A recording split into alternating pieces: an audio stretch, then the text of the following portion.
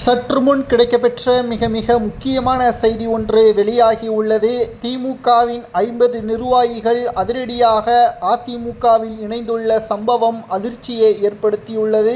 கிட்டத்தட்ட பெரும்பான்மையான திமுகவின் நிர்வாகிகள் கூண்டோடு அதிமுகவில் இணைந்திருப்பது திமுகவின் தலைமை ஸ்டாலினுக்கு பேரதிர்ச்சியை ஏற்படுத்தியுள்ளது.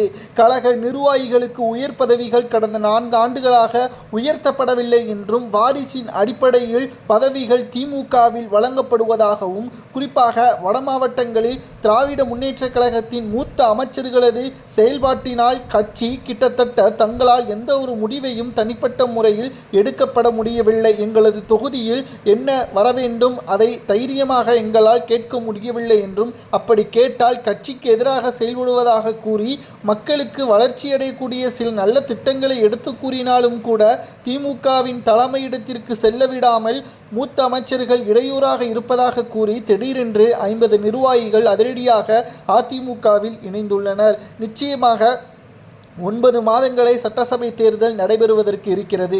மூத்த அமைச்சர்கள் தான் திமுகவிற்கு ஆபத்தானவர்கள் என்பதையும் இதன் மூலம் நம்மால் பார்க்க முடிகிறது.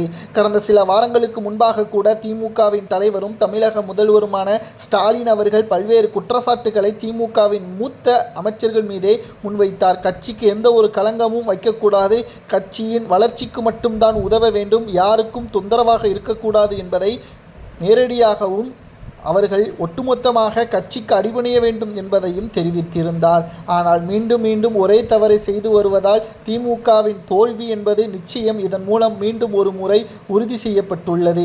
2026 சட்டசபை தேர்தலில் திமுகவின் பெரும்பான்மையான நிர்வாகிகள் கூண்டோடு அதிமுகவில் இணைந்துவிட்டால் நிச்சயம் திமுகவிற்கு மிகப்பெரிய ஒரு தோல்வி என்பது கிடைக்கும்.